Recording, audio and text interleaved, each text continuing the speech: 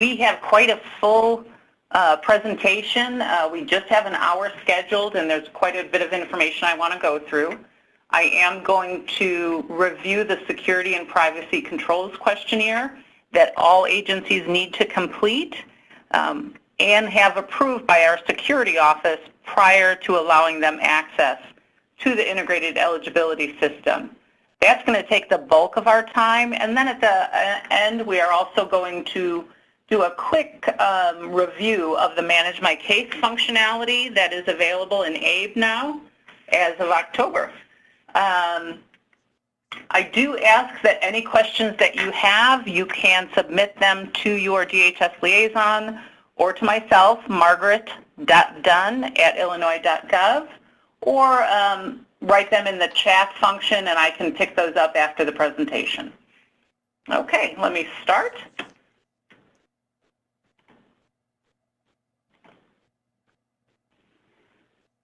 Okay. So first of all, this is very important. For IES, it operates best using Internet Explorer 11, and that is the only system that our design firm supports. And we have found through users that have already had access to the integrated eligibility system that some of their functionality does not actually work when they're using other browsers. So again, optimal performance is found when using Internet Explorer 11.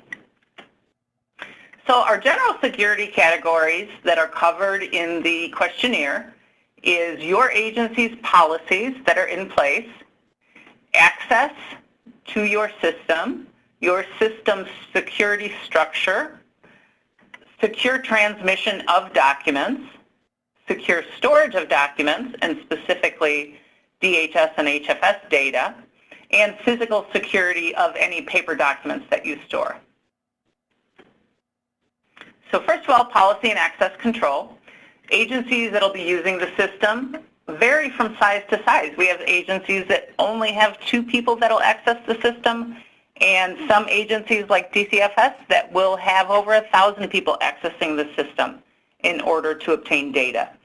So we recognize that, and we know that small agencies may not have the same capabilities that larger agencies. We take that into consideration when reviewing your documents. However, having said that, all agencies should institute, at minimum informally, security and privacy policies and procedures that you follow.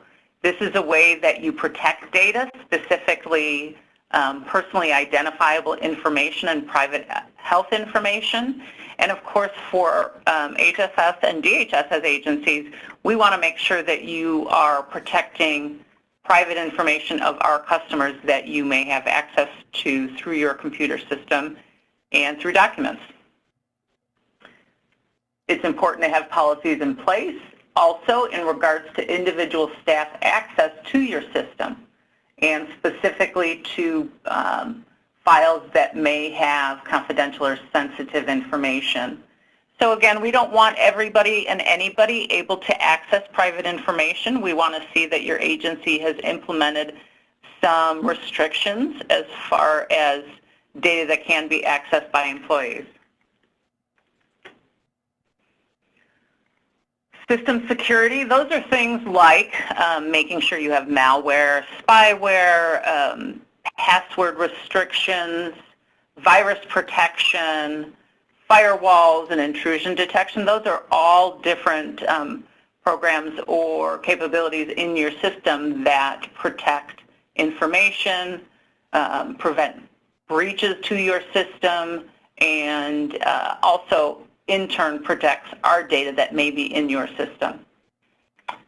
Secure transmission has to do with transmitting data from one system to another. Of course, we have a secure tunnel through which you will access our data, but it's also important that data is not intercepted when it is being transferred, and if you are sending any secure data, it has to be done using secure transmission and encryption.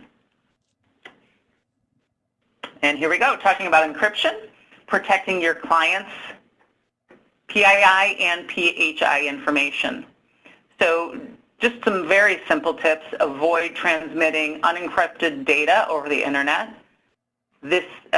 When you do that, the information is accessible to anyone who has the time and ability to intercept it and use it for their own purposes. Of course, we know that we're living in an age where quite large systems are sometimes hacked and private information exposed. So as a state agency, we want to make sure that we're protecting our customers' data as much as we can, and in turn, we're looking to you to protect that information as well.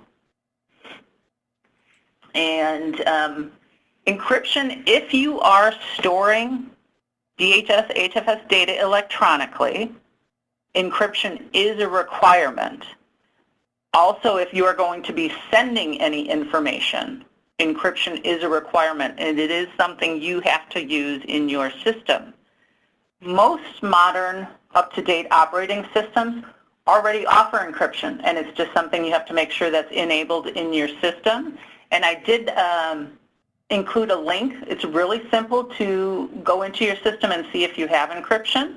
And I included a link for different systems and how to check to see if you have encryption.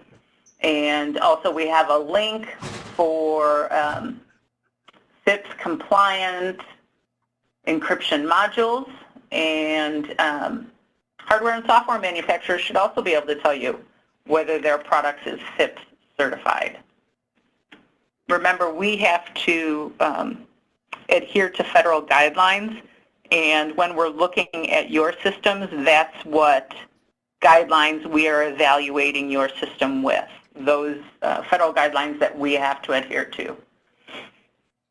And here's just a few general guidelines to protect your accounts. Simple things: delete suspicious emails without opening them. Do not open any attachments or click on any links. We here at the state even sometimes have phishing attempts that our IT department will make us aware of. So it's even something large agencies have to be aware of. But these are some simple things that you can do to safeguard your system as well. Don't release any emails in the quarantine list unless you know the person and that they are legitimate. Anytime you see an email that says that there's nothing in the email, that's an easy delete that email.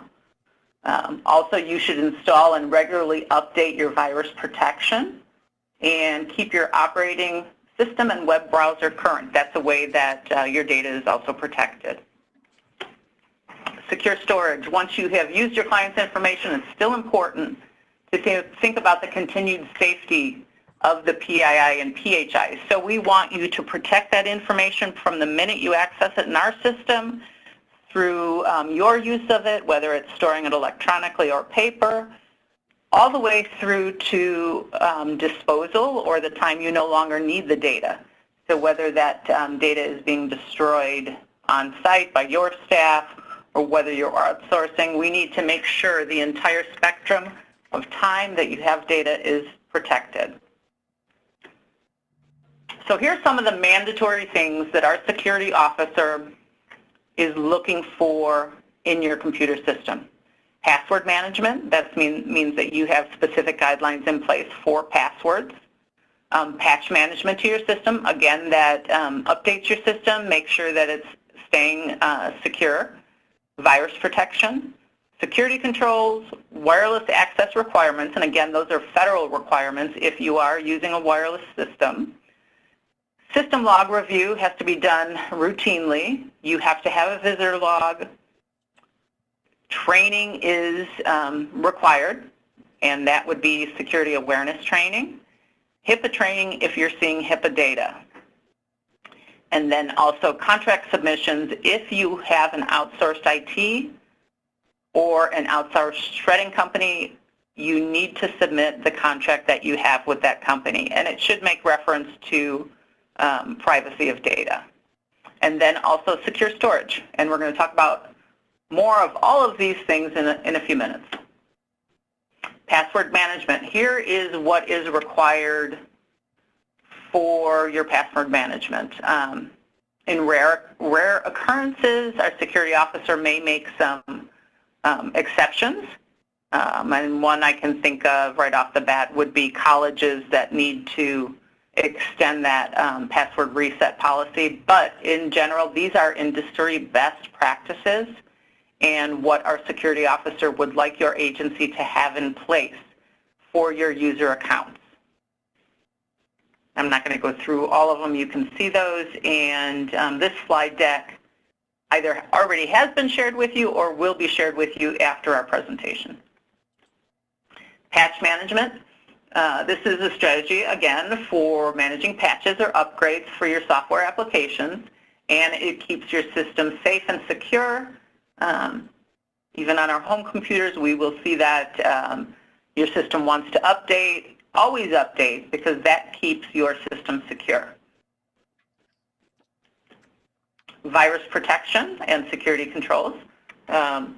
We all know what virus protection is, and probably many of you have experienced viruses on your home computer system, and that's why we all download virus protection programs so that we don't end up having our system crash.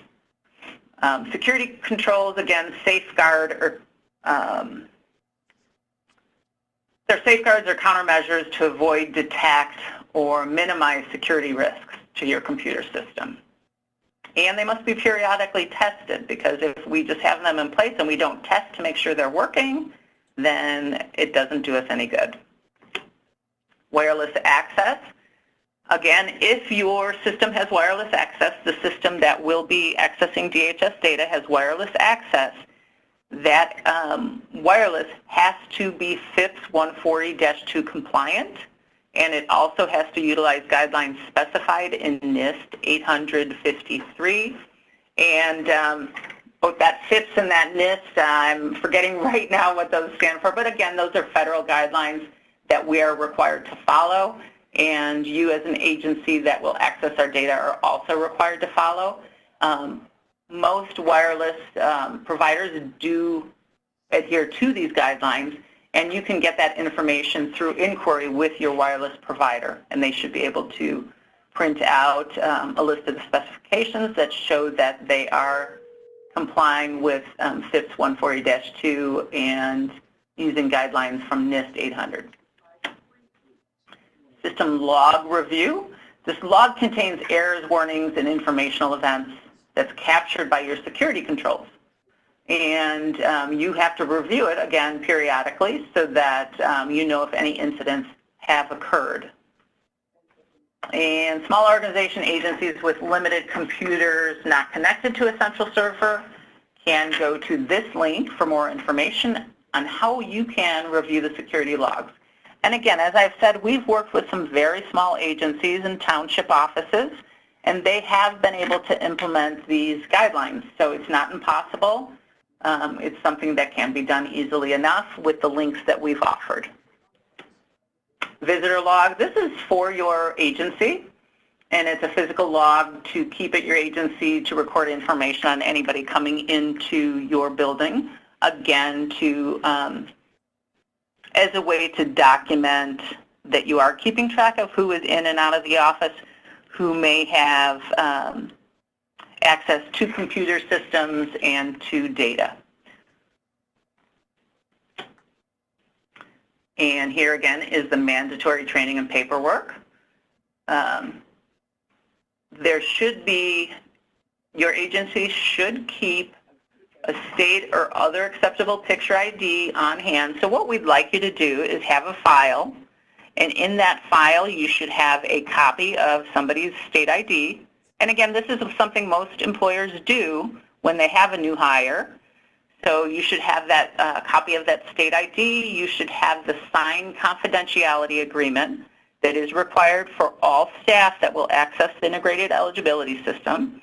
You should have attestations showing that your employees have taken the HIPAA training, if they will see HIPAA data, or the security awareness training. Everybody has to take security awareness training. Whether your agency already implements a training or whether you utilize our training that we have available on our external site, you have to have some training in place.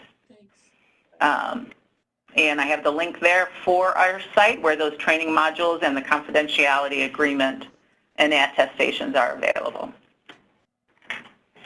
Again, I'm just reiterating that if you are using an IT contractor or other external vendors that may have access to our data, we need to see a contract from that company, and it should include confidentiality language.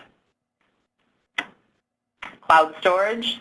We did run into a few agencies that use cloud storage, and in fact they had to change the way they store data because cloud storage, while it's convenient, it is notoriously insecure.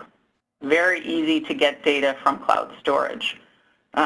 If your agency does use cloud storage, it has to be FedRAMP certified. Otherwise, you have to find an alternative storage solution. Okay, so what is the SPCQ? It's a questionnaire that serves to outline each agency's baseline security and privacy controls as it relates to your data sharing agreement with our agency and the guidelines we have documented within that agreement. It allows our security officer to determine if your agency is in compliance with federal and state laws, policies, and audit compliance regarding how DHS and HFS data is secured. An approval on your SPCQ means that your agency adequately protects our data. And in order for you to have access to our system, you do have to get an approval on that SPCQ. The reason we go through this security training is because we found that when we started implementing and this is the first year we've implemented the requirement that agencies complete this questionnaire and get an approval on it.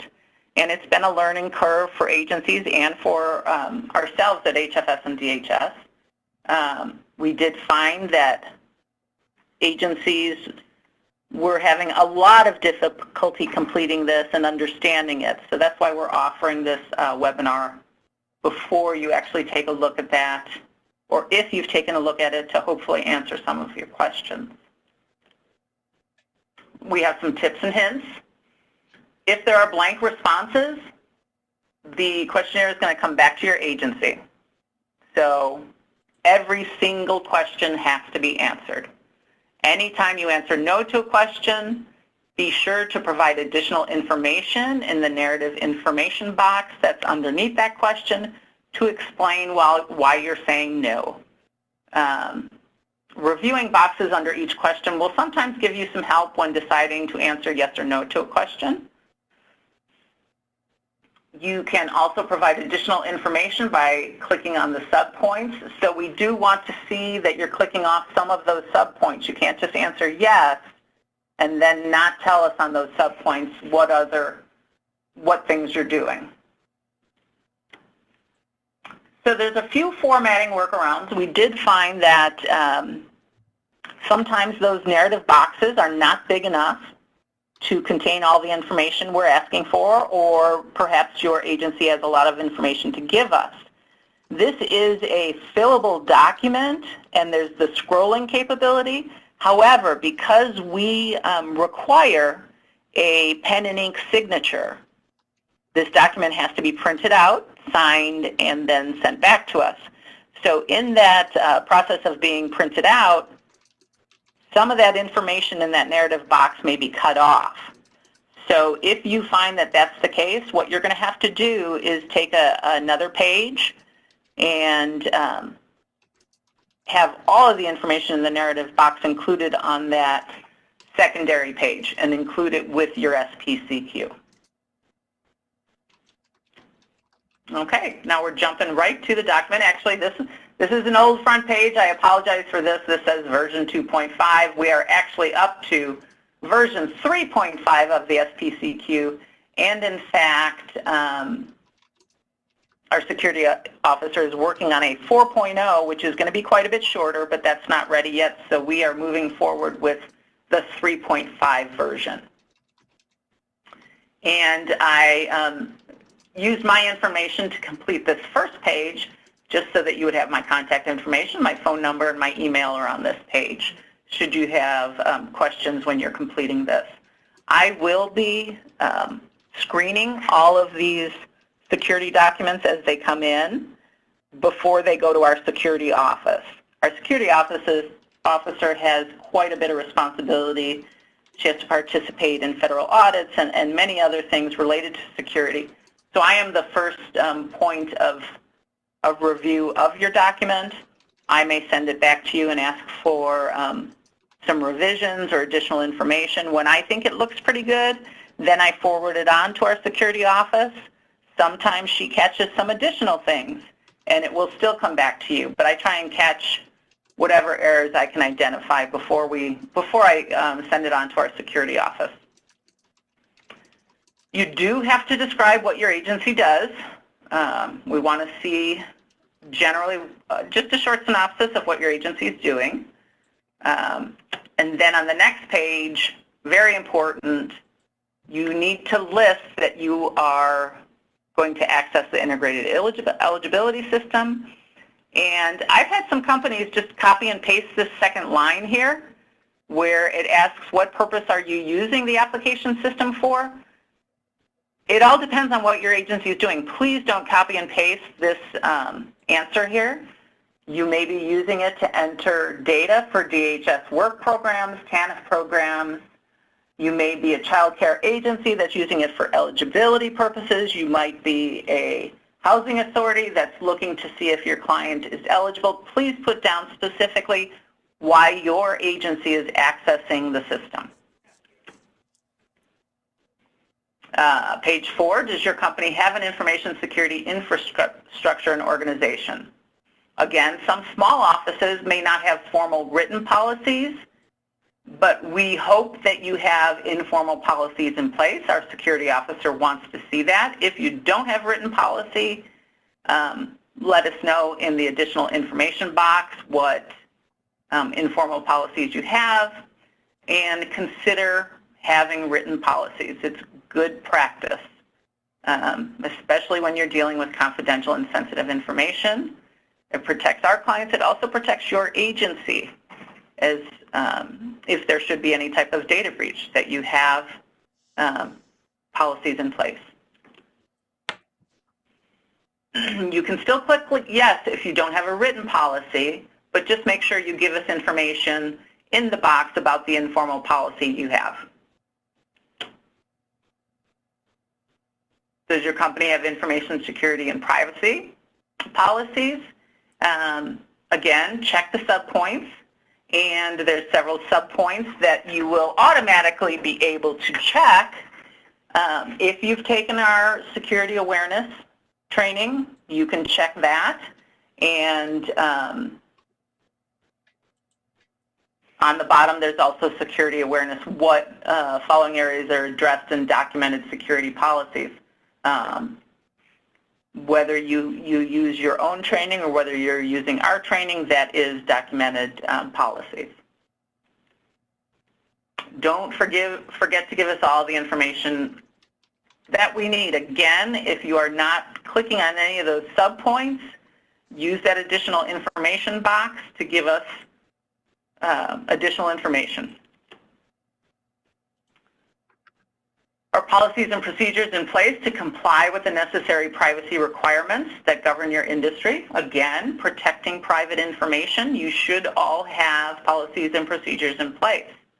And some of these are requirements of the data sharing agreement. And again, if you look in your data sharing agreements, you'll see what our expectations are and what you should be doing to protect information. And again, you can definitely check that Illinois Department of Human Services Security and Privacy Controls questionnaire, because that is a requirement.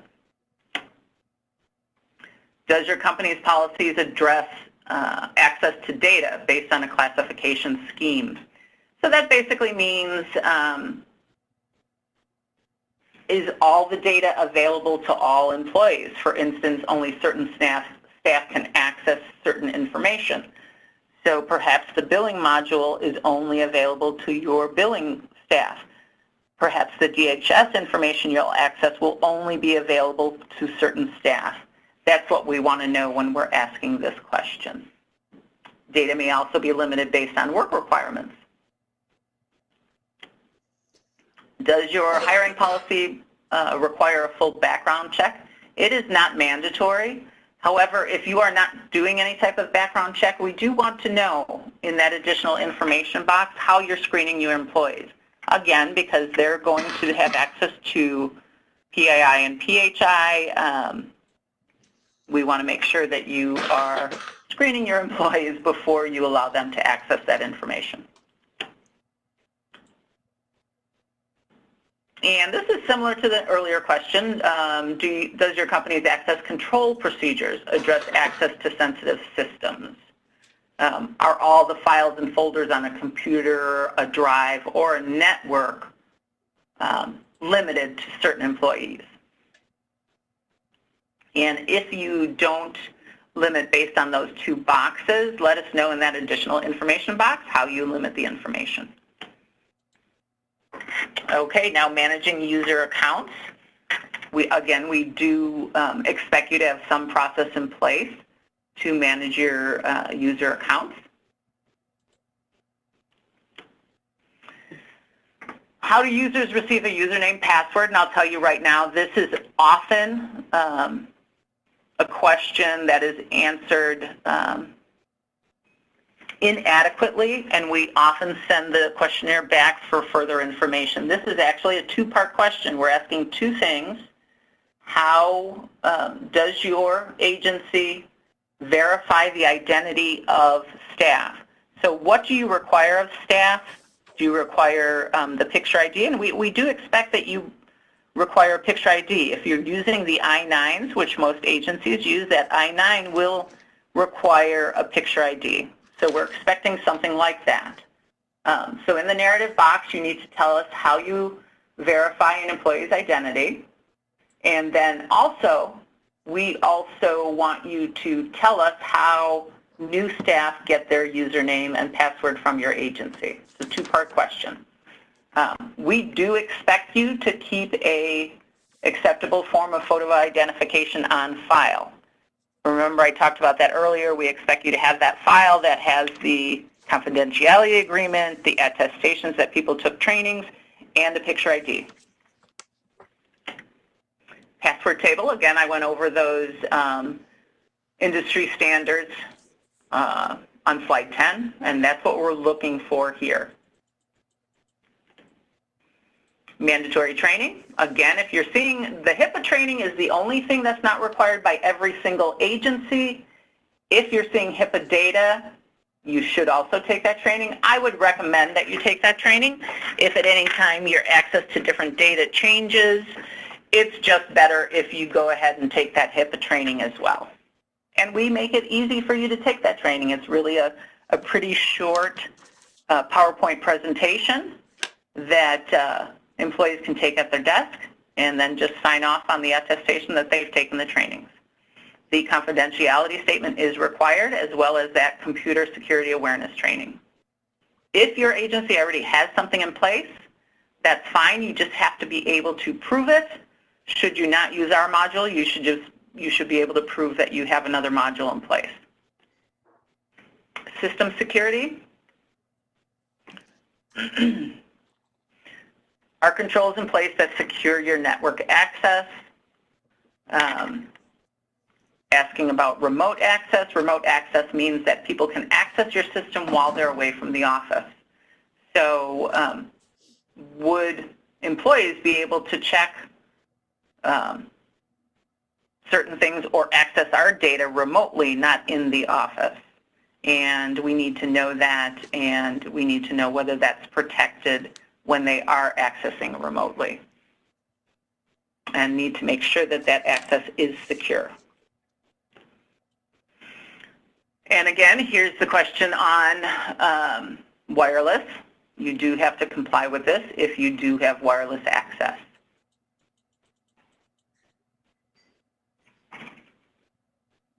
Okay, and the second question, are your systems in your internal, external, and DMZ environment secured?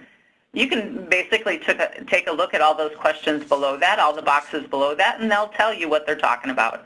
Are you using anti-spam? Are you using filters? Do you have firewalls in place? Do you use encryption? If you are using any of those, you can answer yes to that question. And again, we expect you to be using all of those.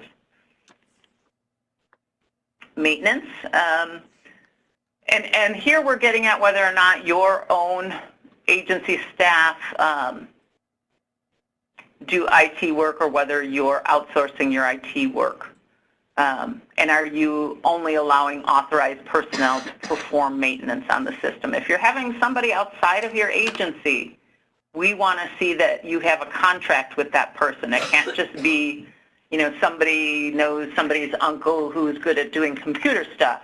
You actually have to have a contract with an agency for your computer work. And next one is patch management. Again, that's a requirement. And virus protection is also a requirement. We want to see in this table should be filled completely. We expect to see what software you're using for virus protection, spam, intrusion detection, and your firewall and the version. And here's the question on testing your security controls. Again, this is a requirement. You have to test your security controls. If you're not sure how to do it, we do have a link there that will talk you through the process. Our system logs reviewed for security-related events. Again, if there is an event and you don't know about it, that does not help the security of the data at all. So logs should be reviewed to see if there have been any security-related events. And if you're answering yes to that, and again, it's a requirement, tell us how often you are doing that. At least daily, and add in that box. If none of those boxes apply, add in the information box how often you're doing that review. Here we're talking about physical security of your information. So who has access to your data center after core business hours? Those middle questions have to do with after core business hours. How are your building or computer rooms monitored? Do you have an alarm system in place? Who monitors that? We want their name and their title. Do you have a visitor log? And again, that's a requirement. And what do you capture on that log? And where do you store that log? And how long do you store it? And again, the information on that log is going to be personally identifiable information, so that should be stored securely as well. Shouldn't just be left out on the counter for anybody to walk up and look at that information on those people. Data use and access. What type of DHS data will you be accessing in IES? Everybody will be accessing personally identifiable information. So that should be checked off for everybody. You may also be accessing Social Security numbers, so that should be checked off. Do not check federal tax information. That's not actually available in IES, so don't check that box. Medical records or personal health information. There's only a few of our external agencies that will access that type of data. For the SNAP program, you will not access that type of data.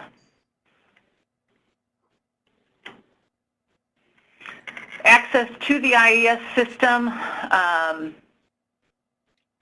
If you are going to copy paper documents, you have to check receive.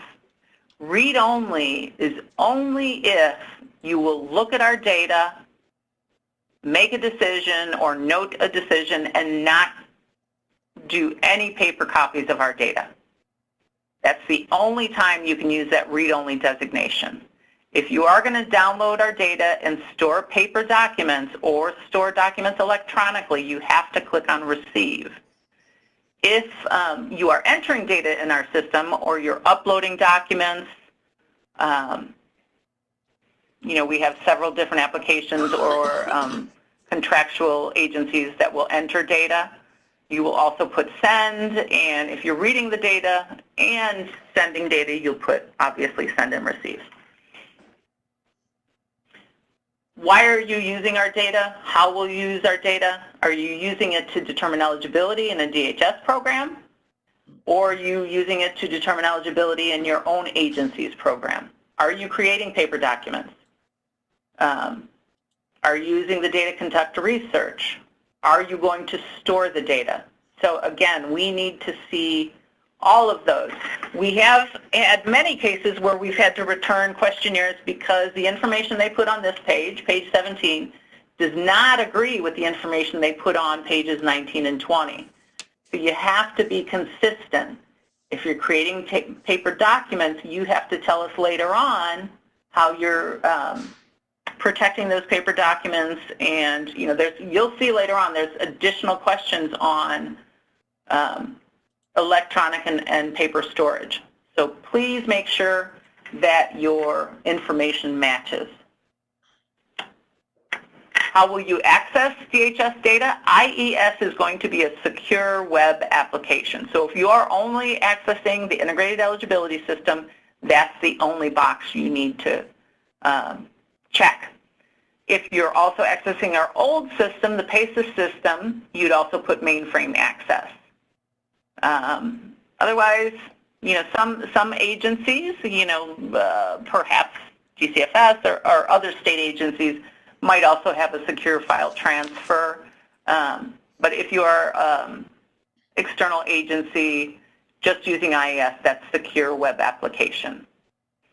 Is IDH data going to be transmitted via fax machine? If it is, you have to be using encryption, and that information must be handled very carefully. The people that have access to your fax machine all have to be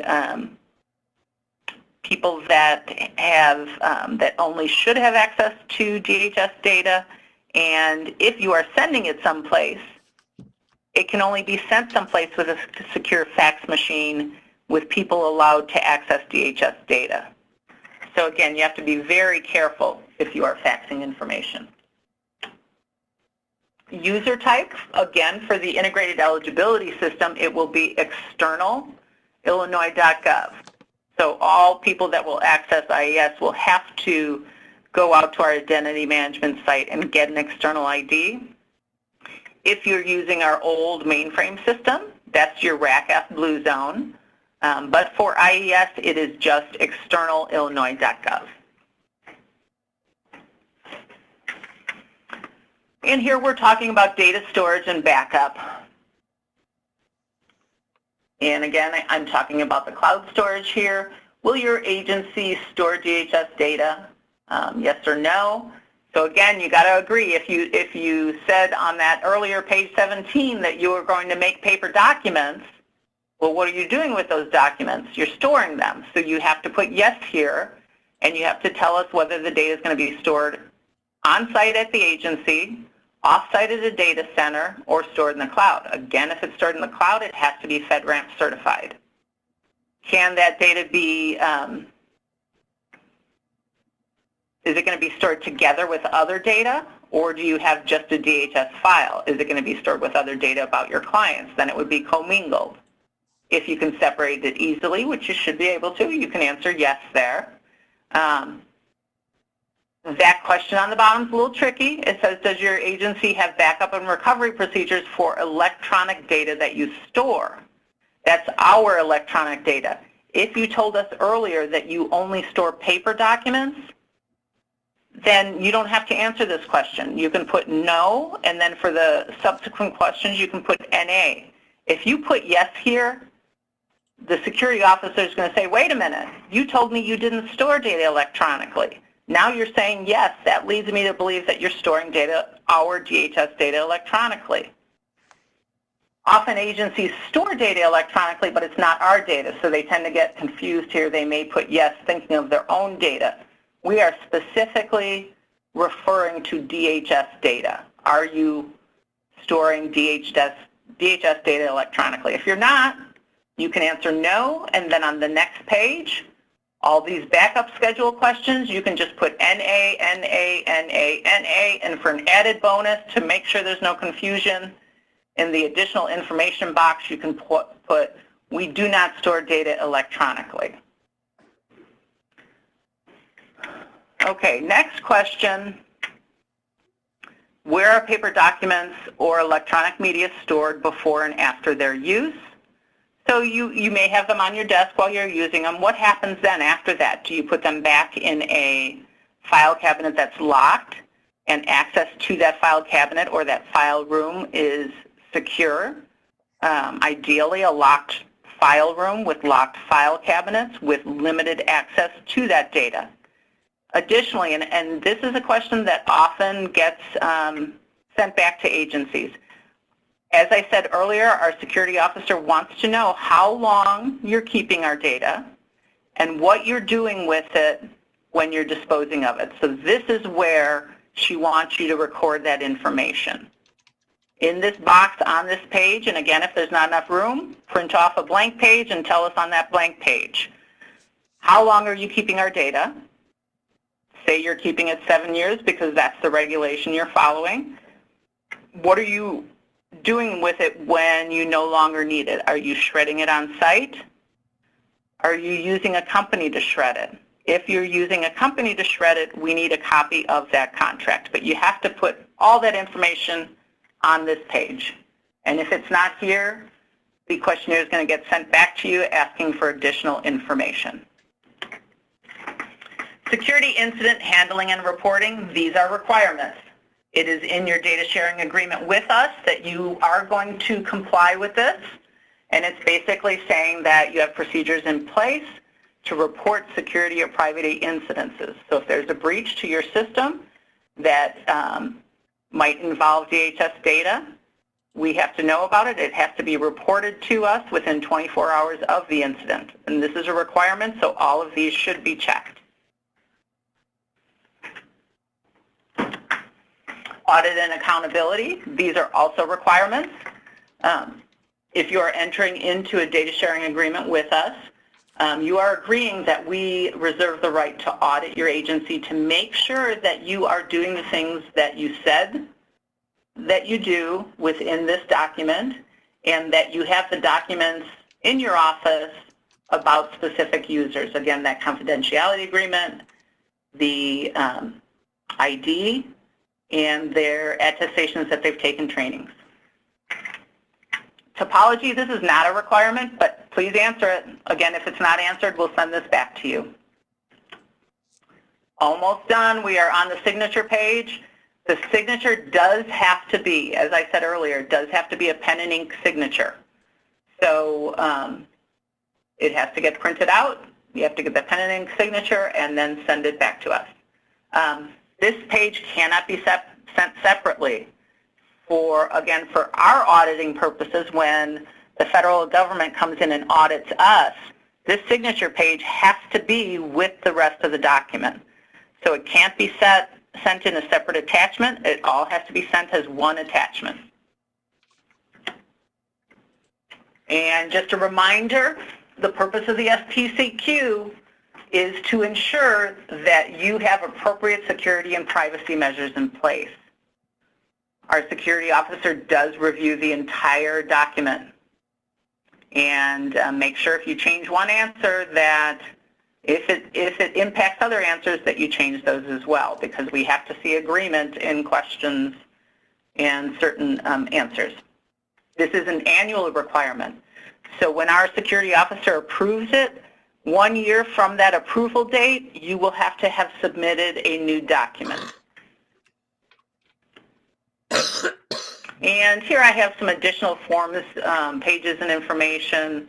This is our external site for non-DHS HFS agencies. It's the place where you will find those HIPAA and security awareness trainings, all the forms that are needed. There's also some computer-based tutorials about the integrated eligibility system. All these links are on this page. So it's a really great page to go to get more information. There's also some information on ABE Manage My Case on this page as well.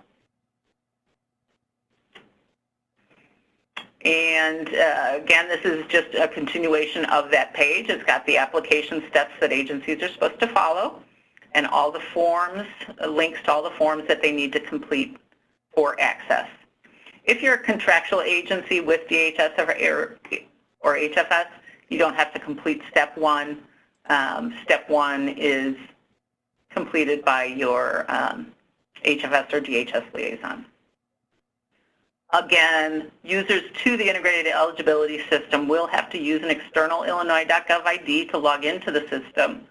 Please review the job aid before you do that to avoid being unable to get that external ID. Just make sure you take a look at that job aid first. Again, the training modules and portal information, the access request form that you have to complete. There's a DHS one, there's an HFS one. So it depends on whether you are a contractual agent or whether your data sharing agreement is with HFS or DHS. So specifically for assistance in completing the SPCQ, you can talk with your division liaison, or here's my contact information, and we will share this slide deck with you if it hasn't been done already. I do have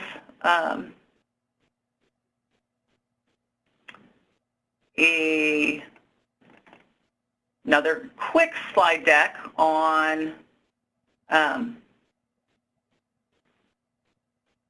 I do have a question I see here.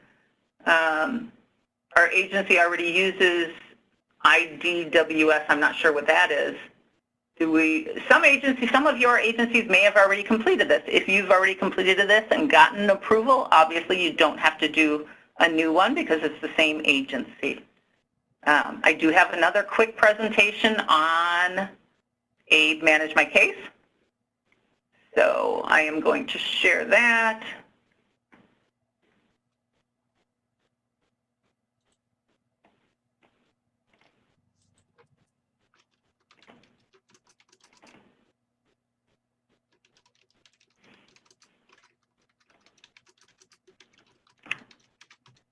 Okay, can I get a quick, can everybody see this?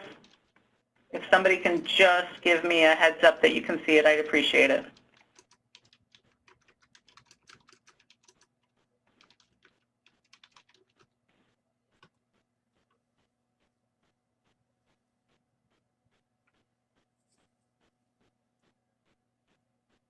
Okay, again, if I'm not addressing your question, feel free to send me an email or talk with your DHS liaison. Okay, now I am going to review Manage My Case. I did get the notification. I'm sharing my screen. Okay, people can see it. Great. Okay. So ABE Manage My Case became available to customers on October 24th when we made the transition to phase 2 of the integrated eligibility system. IES that I was just talking about is the back end part, and ABE is the front end part that the customer sees. So this great new capabilities were put in place with phase 2.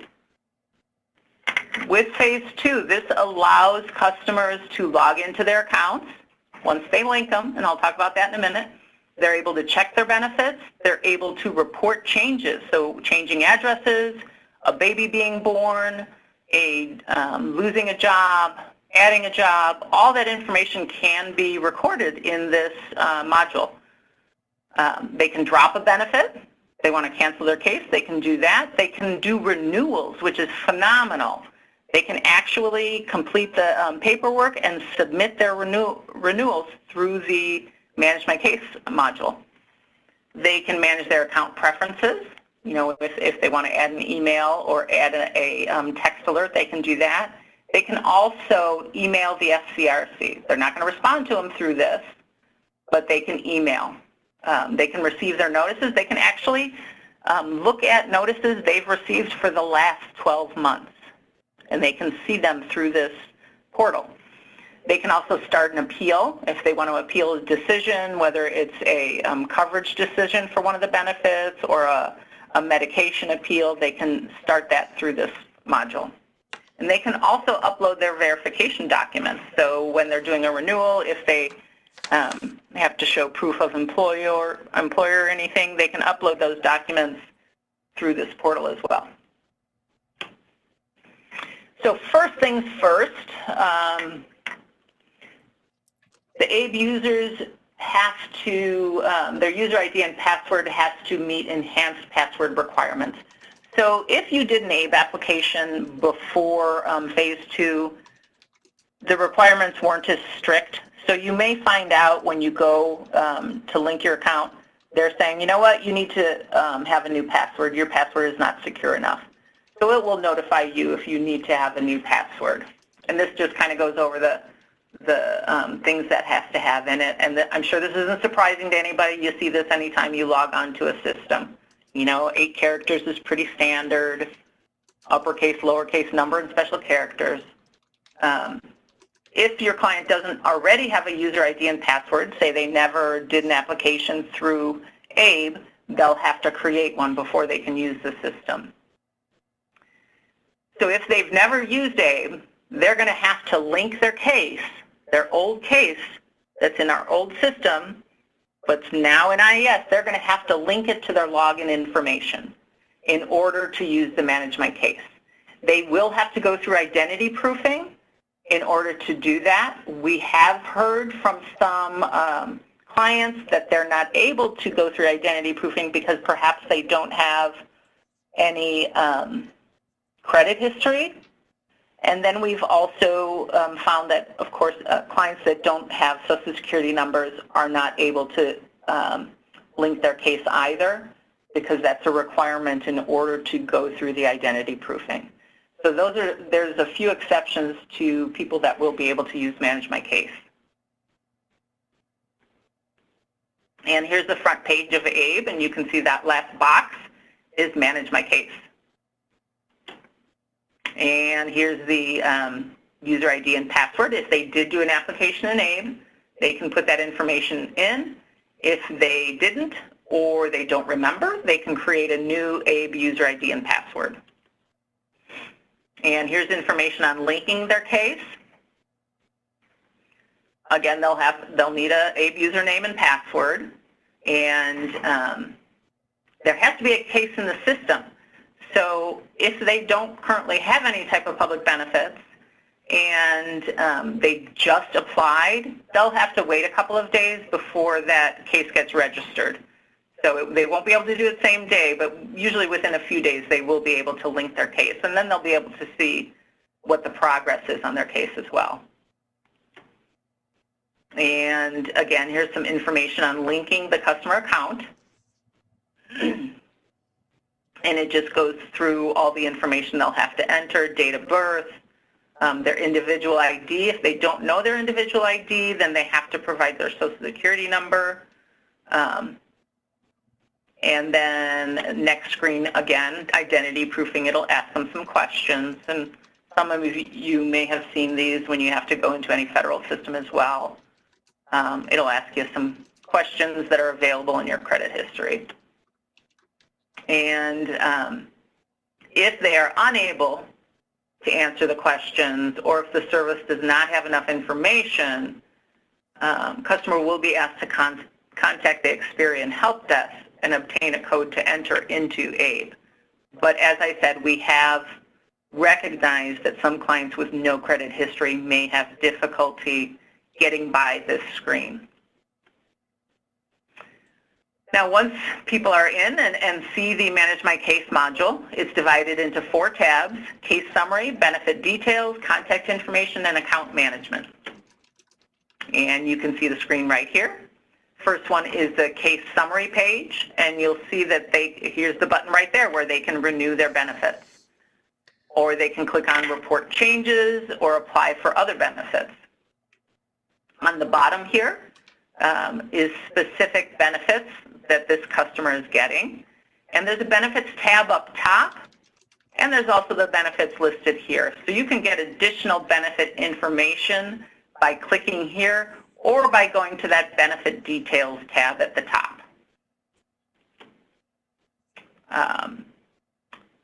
Continuation of the case summary page. A client can view the upload history. They can upload their documents. And here's where we're talking about where they can view their notices sent in the last 12 months. And they can also check on details of their application. So for those people that are just new to using the ABE system, here's where they can check to see what's going on with their application. Third page of the case summary, reporting changes. So here's the page where they would log whatever changes they wanted to report. Contact information, household income, or expenses and bills.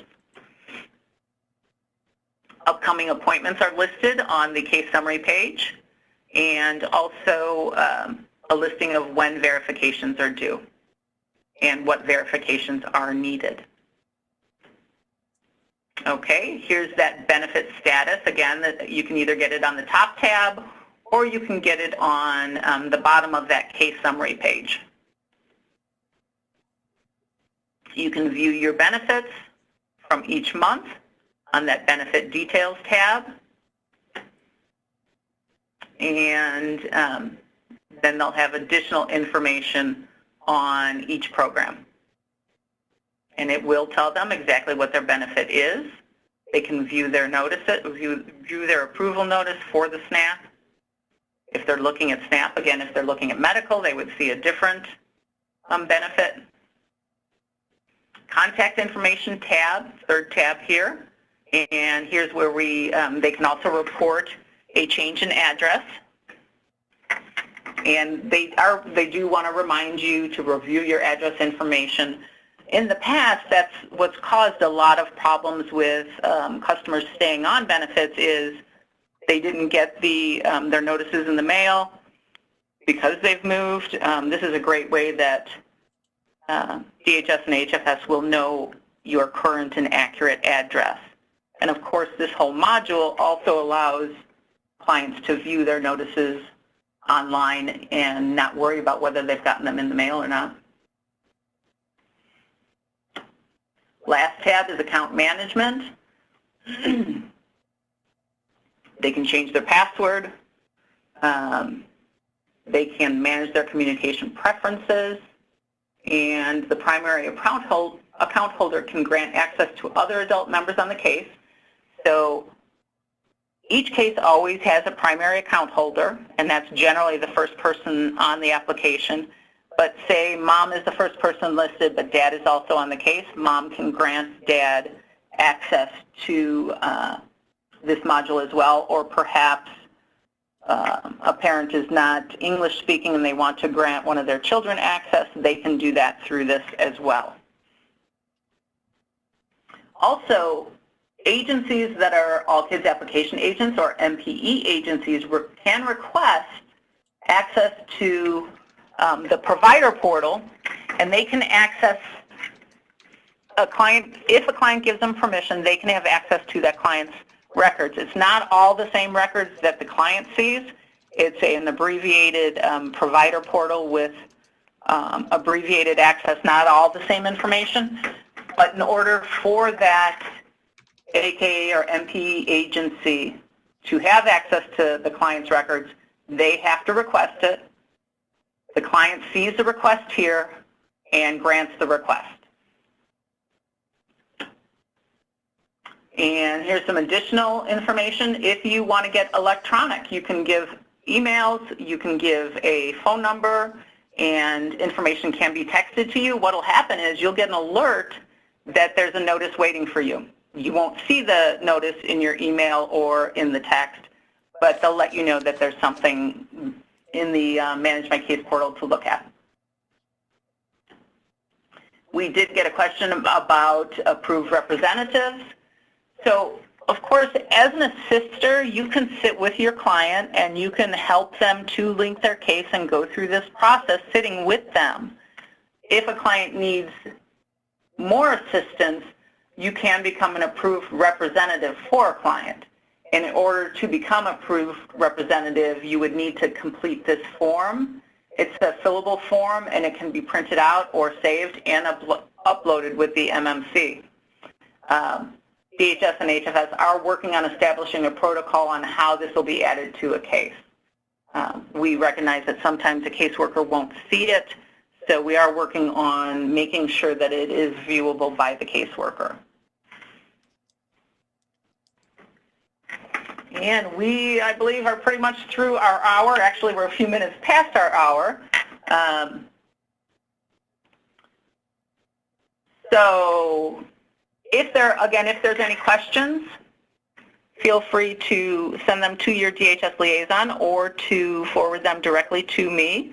And what I'll try and do is put together a question and answer page of all those questions that came in and make it available to everybody. Okay. Thanks everybody for joining us, and I'm always available for assistance or for any questions that come up. Thank you.